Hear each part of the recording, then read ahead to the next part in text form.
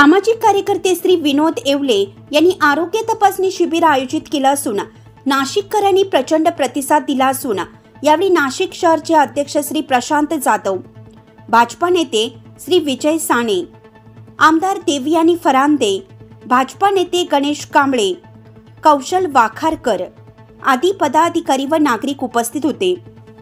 काय सांगाल आजच्या आरोग्य सेवा शिबिराबद्दल? तुम्ही आयोजन केलं आहे आणि चांगला शेकडोनी प्रतिसाद नागरिकांचा आहे प्रभागातले, काय सांगा? सर्वप्रथम जय श्रीराम।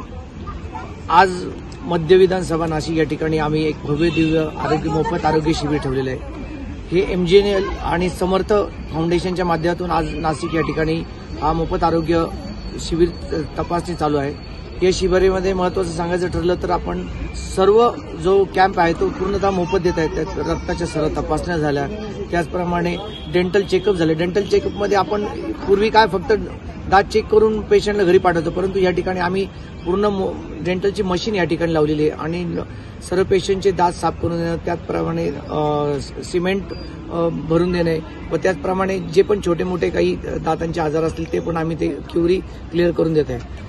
आज सकाळपासून साधारणतः 250 पेशंट या ठिकाणी झालेले आहे आणि पेशंट ज्यावेळेस सर्व तपासणी करतो, तपासणी केल्यानंतर आम्ही त्यांना एक आयुष्यमान आणि आभा कार्ड पण काढून देतो, जेणेकरून पेशंटला याच्यानंतर हॉस्पिटलला गेल्यानंतर कुठलीही समस्या उद्भवू नये आणि पैशाची अडचण येऊ नये यासाठी आम्ही आयुष्यमान पण पेशंटला काढून देत आहे। तर माझी सर्वांना एकच विनंती की आज कॅम्प या ठिकाणी मोठ्या उत्साहाने चालू आहे, तर आपण सर्वांनी या कॅम्पचा लाभ घ्यावा। जय श्रीराम।